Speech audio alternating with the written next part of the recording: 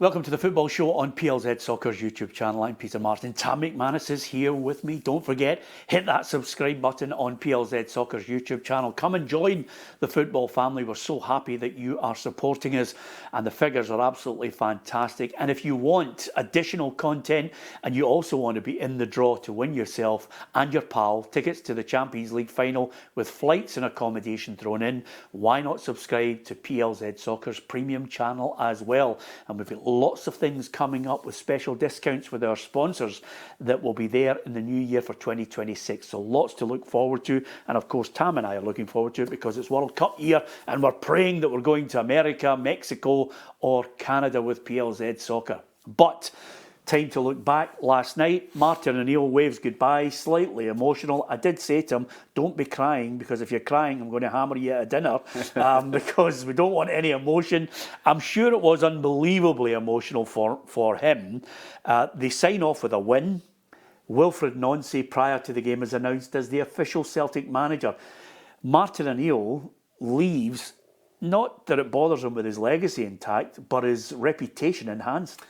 Yeah, I think so, Peter. I think when Martin came in, a few eyebrows were raised about his age. I think he's, 73 years old, so, a lot of Celtic supporters were maybe thinking he's past his sell-by date, but I think he's came in and he's united the whole club. I think in terms of off-the-field issues, there was a statement from Dermot Desmond. Celtic were playing poorly, defeats away to Hearts and Dundee and looked all over the place, and Hearts looked favourites to win the league at one point. But he's came in and, as I said, he's just got to galvanise the whole club. The players have really responded to him. I think that the performances that the players have put in, bar one blip, I think Midtjylland away, they were poor, but other than that, they've been imperious. So I watched the game last night. I don't think Celtic were great, but those are the games that win you titles. Those are the games that eke out 1-0. Obviously, we're going to talk about Hearts. They could have done that last night and didn't. And that's the difference, I think, with clubs like Celtic who are serial winners. They win those games 1-0. So yeah, I think he's left big boots to fill for Wilfred Nancy, to be honest with you. I think that Wilfred Nancy maybe wanted him to come in when things weren't as good at Celtic, but he's going to come in. He's got 3 massive games coming up, 3 huge games, Hearts, Roma in the cup final, and it's a chance for him to hit the ground running. But Celtic's certainly massive favourites now for the title race, and I think that's due large part to Martin O'Neill. Yeah, absolutely, and one wonders if indeed they're going to change the way they play under Wilfred Nancy as well. He'll have his own ideas, but one thing he has inherited is a Celtic side now brimming with confidence, and of course Maeda pops up with a goal. I don't want to jump too far ahead, but Maeda popping up with the goal puts his head in where it hurts to get the goal. But you would imagine that in the next month or two, certainly the next month, Wilfred Nancy's immediate priority will be seeing, Maeda, where's your head at? Are you ready to go? Have the club consigned themselves to the fact that they're going to be taking a bid for Maeda? Well, I think obviously there was a lot spoken about in the last window, the summer window, about his move to Brentford. I think he's been promised a move for Celtic, from Celtic. It didn't happen because Celtic quite simply couldn't afford to let him go after letting Adam Idah go. They were really short in the forward area, so whether that gentleman's agreement is still in place this coming window, I don't know, but Celtic need him. I think he starts the press up there. He's back to scoring goals. He's back to his best under Martin O'Neill, and I'm sure that Wilfred Nancy will look at him as a key player. So whether that's set in stone with his agent in the club that he does go to Brentford in January or another club, no one knows at the minute. But certainly if he left Celtic the way he's playing just at the minute, he'd be a huge blow. For me, the immediate priority, I think, for Wilfred Nancy is to try and unearth a striker. Definitely got to get somebody in. That's the January transfer window. And of course, whereas Dermot Desmond said, welcoming him, he'll bring a lot to the club, unite everybody. I think the constant unrest and continued unrest between fan and board will continue, and if you're going to exacerbate it, it will be on the timing of any players that come in. If they're stretching all the way back to the tail end of January, that will really annoy people. I would like to think that the board, with the amount of stick they've taken, Peter, the first couple of weeks in January, they've got bodies in. I think the manager has to be backed. I think that's been the main criticism of the board, that they didn't back the last manager in the summer window. They took unbelievable flack for it, and the supporters are never going to forgive them, I don't think. But they would go away to doing that by getting 2 or 3 in the first week or 2 in January. They've obviously got big games coming up in January as well, but including the Old Firm game. So I think they'll get business done early, Peter. I do not see them for the life of me leaving it to the last couple of days. I think if they get a couple of strikers in early doors, you might see Maida departing, but there's no way, surely, that the Celtic board are going to leave it the last minute again. Yeah, and I've got to say that I think Stephen Presley and Dundee deserve a bit of credit because, quite simply, you know, they've come off the back of a good win against St Mirren, and they had recorded a good win over Celtic. They were looking for back-to-back wins. I thought they played well at times.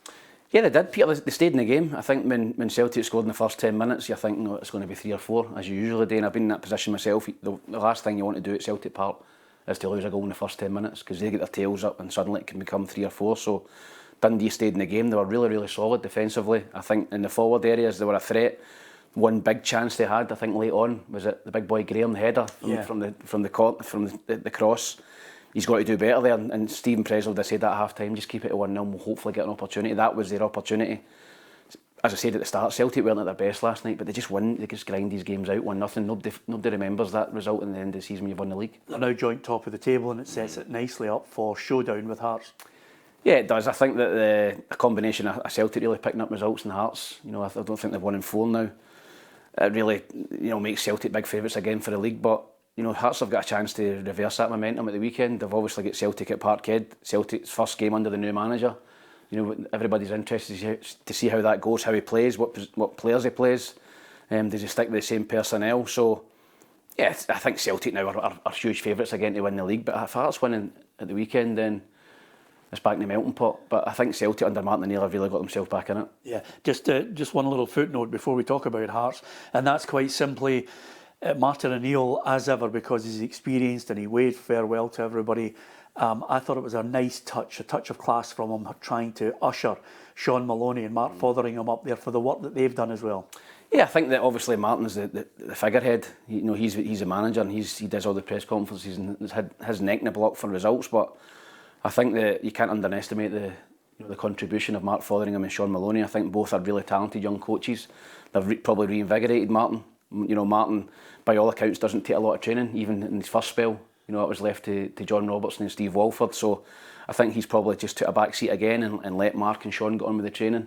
And they've all combined well. You know, and Martin's obviously taken all the plaudits, but I think it was right and proper last night, as you said, that he did, you know, have their moment in the sun. I don't know if both of them are going to be still at Celtic under Wilfred Nonsi. They're going to go elsewhere, but their reputations have been enhanced at their short time at Celtic, the both of them. Yeah, let's look at Hearts then. They're top of the table on goal difference, but Shanklin will get the credit for the goal that he took his goal well, but for me, he had a gilt-edged opportunity where he's got to burst the net, back post, header, head it down, head it on target, away from the goalkeeper. It was one of those, it's food and drink, he should have scored.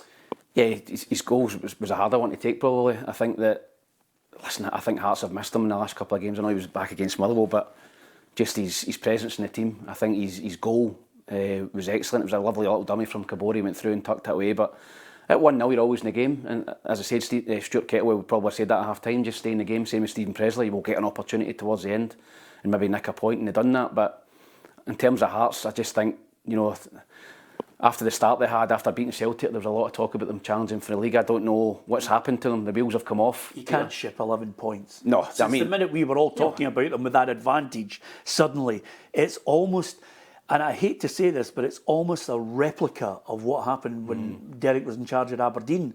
The hype maybe got to the players, that killer instinct. I was talking to a Jambo this morning about the fact that as well as having the quality on the bench and as well as having the quality, you have to have the mindset. And I'm not sure they were able to handle it. Yeah, and that's why Celtic win leagues every season, Peter. They've got serial winners. They know how to win these games. And Hearts over the last couple of games, yeah, their performances haven't been great, Peter. And they shipped a poor goal last night. You know, lost away to Aberdeen. You know, they're struggling to score goals. They're shipping a few at the back. So, yeah, I just think that added, you know, incentive from teams as well to try and knock them off their perch. Top of the league unbeaten until they played Aberdeen. Everybody wants to beat you, and Hearts haven't been able to handle that. So, in terms of the title, I think Celtic will go and win the league now. There's no doubt about that. There was doubt after Hearts beat them, but you know, Hearts need to pick up results. You know, Rangers, I would expect to get better after January. Hibs are still in the mix. Motherwell are doing well. So the amount of points that they've dropped, you know, not only could they have cemented a title challenge, but they could have cemented second place as well. Yeah, well, hang fire on your comment there that Rangers have got to get better. I was up there at Tannadice last night, and I have to say, their back line, the immediate job Danny Role has to get onto is quite simply find 3, possibly 4 defenders to shut up shop in the back line, because it's just not good enough. There will come a time when James Tavernier, and he wasn't at fault for anything that I could see last night, but there will come a time when he eventually moves on, he's served his time, he's done his job. He needs a back 4. He needs a group of people who understand what it's like to defend. Last night, United scored with a goal where Zach Sapsford ran down the right-hand side. Not really a challenge of any note put in, and a lovely little dink goal. And then the second one, it's again one of those situations where Fatah is able to beat 3 Rangers players, and you know what's coming. And he just picks his spot into the back of the net. The defending is woeful. Yeah, and Jack Butland had a couple of good saves as well, Peter, in the second half. So I just look at the Rangers back 4. McGoma scored a great goal last night. I think he's far better going forward. James Tavernier's far better going forward. The 2 centre-halves don't strike me as natural defenders that sniff out danger. So I look at the whole back 4. There's no natural defender amongst them. So that's why they're losing goals. You're right, they've got to strengthen that area in the January window. He's got to be looking at 2 centre-halves, full-backs. He's got to strengthen everywhere. For the first time in a wee while, Rangers created a lot of chances last night. I think their expected goals was nearly 5, which is incredible. They scored 2. Chermiti misses a sitter. You know, it's just not happening for him at Rangers. They had other opportunities they could have scored, hit the bar, hit the post. So, you know, in terms of going forward, I think Rangers showed last night that they can create chances and score goals, which hasn't happened the last couple of games. But if you're conceding 2 goals every game, yeah, you're not going to win many games. And he's got to sort that back 4 out. The manager, he took absolute pelters from some fans at the end of the game. I think the Rangers fans need to cut him some slack and need to give him time. This is not his side. And the great underachievers and the failures within that squad are basically players that he's trying to get a trick out of that are not capable of it. And I felt sorry for him, because there were positives last night in some of their play going forward, middle to front. But that's lost when you are battling to try and get a draw out of it. And I have to say, Chermiti's £8 million, it was harder to miss the chance, Tam. He's 3 yards out. Yeah, it's a great cross. He gets his head in a great area, Peter, in between the 2 centre-halves, and he's just got to head that into the net. You know, £8 million, if you're a free transfer, you've got to score that. You know, the price tags are irrelevant. You know, as a striker, you've got to finish that. And again, the pressure increases on him. You know, it's not happening for him at Rangers. I don't know what's going to happen in the January window. Do they loan him out? I just think the Rangers fans have made their mind up on him. And I think if you're a player at Celtic or Rangers and the fans make your mind up, it's hard to come back for that. And I just think they've made their mind up that he's not good enough. And it's going to be even harder for him. So I think that's an area as well. Miovski done okay last night. You know, Danilo, again, you know, look at those 3 strikers. They should be scoring goals. The amount of chances that Rangers created last night, the amount of crosses they put in the box, you know, you've got to be scoring more than 2 goals. So I think they got fortunate with a couple of decisions. I think that on those decisions, should Dundee United have had a penalty? Oh, Stonewaller, Peter. I mean, you look at the last couple of games, I think Scales is very similar to that. It's just a ball into the box, it comes over the defender's head. Listen, is there any intent in it? No. It hits his hand, but, you know, and it's a clear handball. No, Scales got done with it at the weekend against Hibs. I think Rangers got a penalty against Braga for something similar. Ball came in, defender knows nothing about it, hits his hand, penalty. And I think if they did check it, it was very quick, because there was no stoppage in the game. So I think Don Robertson was on the VAR. I think he's got that wrong. I think Rangers have dodged a bullet. It was Fernandes again. You know, that's 2 handballs he's got away with. The penalty, I can see why he's given. I don't think there's a lot of contact there. The Rangers penalty. He nicks it, Peter. And every time as a striker, if you nick that before the defender and go down, it's 99% it's a penalty. I don't think there was a lot in it, but I understand why he's gave it. So I'd say that was a penalty. But the opportunity for Dundee United to go 3-1 up with that penalty kick, it's a massive moment in the game, same as it was against Livingston. I think it was 1 each at the time. So Rangers have got to do a couple of big decisions at big times in games in the last 3 or 4 weeks. Yeah, and credit to Jim Goodwin. He didn't argue over the Rangers penalty. He did, however, highlight the fact that draws are killing them, and they really are killing them. But over and above that, Tam, when you are 8 seconds away from getting a win, Jim Goodwin started to look back the way and say there was a United break a minute before it, and all the striker has to do is run into the corner. He runs in the opposite direction, and Rangers gather possession again and get up the other end of the park.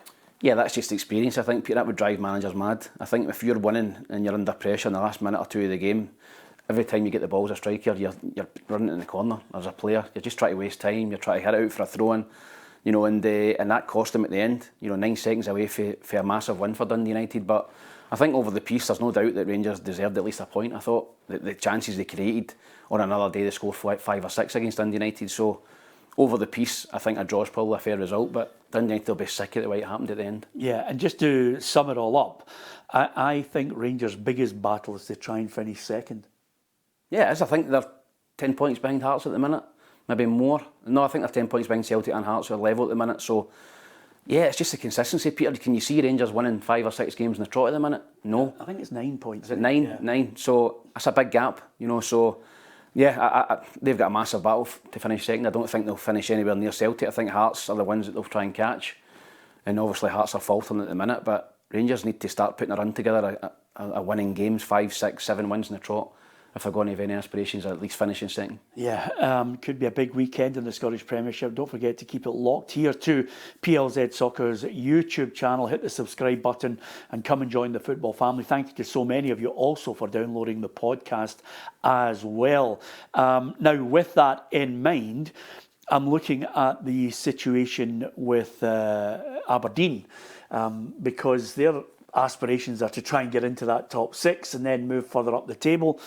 Last night, I think if the manager is honest with himself, the goalkeeper maybe cost them all 3 points. Yeah, I thought he had a horrendous game, Peter. I thought he was very fortunate.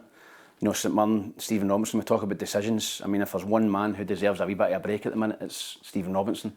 I think that the disallowed goal where he goes up to catch the ball when there's not minimum contact, Peter, he drops it, St Mirren score. I think that's a poor call, and it goes against St Mirren again. I thought the 3 goals all went through him. Even the last minute header, you know, at the back post, he's got to save that, Peter. It goes right through his body. So I think they get away with it. I think that Aberdeen showed a lot more going forward. They've struggled to score goals in recent weeks. They've been more solid. Totally flipped last night. You know, they looked poor at the back and looked pretty dangerous in attack. He went with the 2 strikers in the second half with Nisbet and Lazetic. Lazetic got a couple of goals. So I think it's important that St Mirren didn't win that game. They're perilously close to the bottom now. I think they're 1 or 2 points off the bottom. And listen, Stephen Robinson's got a ton of credit in the bank. I don't think anybody would ever question that. But against St Mirren, they've got a cup final coming up. I don't know if they're taking one eye off the ball here, Peter, in terms of the league, but they're perilously close to that bottom 2 now. Yeah, 3 points. I think the difference between them and Livingston, the one thing that I would say that I think is, you know, to his credit, he's trying to stay calm about it all, but his team are battling away St Mirren. But if I was Stephen Robinson, every time the call from Willie Collum came in, I would be telling him to go and take a flying to himself because, quite simply, this could be relegated on the basis that you've got a group of incompetent officials in a VAR situation that are costing his team points. And it's not as if it's an isolated incident. It's a regular occurrence where he's looking. The goal that's chalked off is a joke. It's never a foul. And you are looking and you're saying to yourself, you go back over continued things at significant points in the game which are costing his side. I thought they were well worthy of a point in the end. Yeah, they were, Peter. I think that obviously they'd be delighted to get the point. You know, Aberdeen went 3-2 up late in the game, so you're delighted to get a point out of that. But I think St Mirren, over the piece, definitely deserved the point. Watched the highlights last night. They had other chances. I think Mandron had a great chance in the volley, and the keeper saved, and they were dangerous in the forward area. St Mirren caused Aberdeen problems as well. So a draw's probably a fair result. Aberdeen will be, I think Jimmy Tillino will be delighted that they showed more potency in the final third. You know, they scored 3 goals, could have scored a couple of more. They'll be disappointed the goals they lost. I think the goalkeeper's at fault for 2 or 3 of them.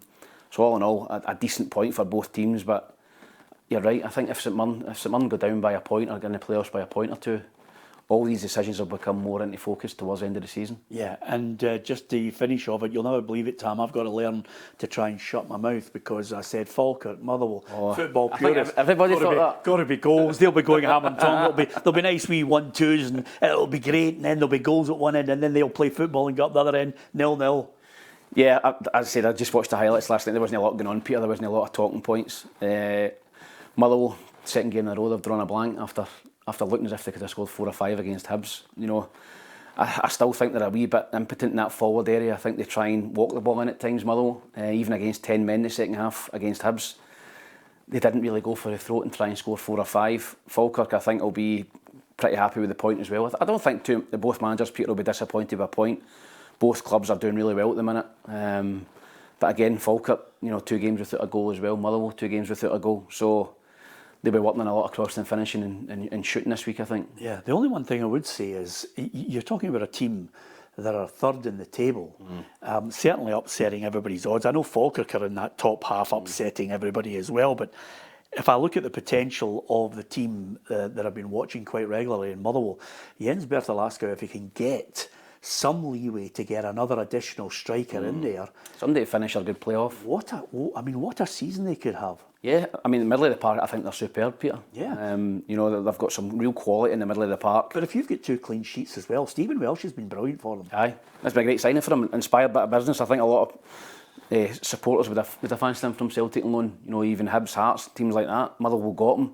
I think he's been really solid for them. I think he was man of the match against Hearts during the week last weekend. So, yeah, no, I think if Motherwell can add a couple in the January window, I think he's definitely earned, maybe a wee bit of backing for the board. Then they could be contenders for third or fourth, Peter, because as you said, I think defensively they're pretty solid at the minute. Midfield are superb. Apart from Maswanisi, who's I think one of the top scorers in the league, they don't seem to be scoring a lot of goals bar him. So I think if they can get a wee bit more quality in the final third to finish their good playoff, then they could be in the top 3 as well, Peter. Once we get to the end of January, we see where the transfer window is. Then we'll allow every one of us to invoke the Ruffy clause, which is basically you get the chance to change your mind on who you think is going to win the league and who's going to get relegated. If anything, I have highlighted that at the bottom end, 37 points usually gets you in that playoff situation where you're under pressure. Up above 37 points, you're usually safe. Over the last 10 or 11 seasons, when you look at it, there's the odd anomaly here and there. But the one thing that's always been predominant of the teams that manage to escape is they've got to have a goal scorer. Simon Murray saved Dundee last season. I didn't mention him when we were talking so much about Hearts, but Bruce Anderson's done well for Kelly. And Dakars with that height, they go for a long ball. Great foil. You need to have at the bottom end. I think St Mirren have got enough to get away. I also have a sneaky suspicion that Dundee might battle it out with Kilmarnock for that playoff position. Do you think Livingston will be bottom? I think Livingston. They're lacking they are lacking a. But Big Boy Yengi gets a couple of goals. Yeah, Teti Yengi. Muirhead. I don't can't see any one of them scoring 15, can you? You could see maybe Simon Murray scoring 10 or 15 or a Bruce Anderson. So you're maybe right there about Livingston. I think they need to. Listen, they've got new ownership in there. I think they've got a wee bit more money than they usually had. So I think you're right, a priority for Livingston would probably be in a number 9 to maybe get them 7 or 8 goals between now and end of the season. The January end of the season, it might keep them up. Yeah, absolutely. Listen, great talking about all these games. You can hear today in the podcast, the journos will be out there, Tam and myself looking at the weekend Scottish Premiership games. That's the big one, Celtic against Hearts. We'll be discussing that with Ruffy, who'll be back here in the studio. All you have to do is hit the subscribe button in PLZ Soccer's YouTube channel, download the podcast. If you want all the breaking news at your fingertips, all you have to do is download the PLZ Soccer app. From Tam McManus and myself, Peter Martin, thank you for listening. Thank you for watching.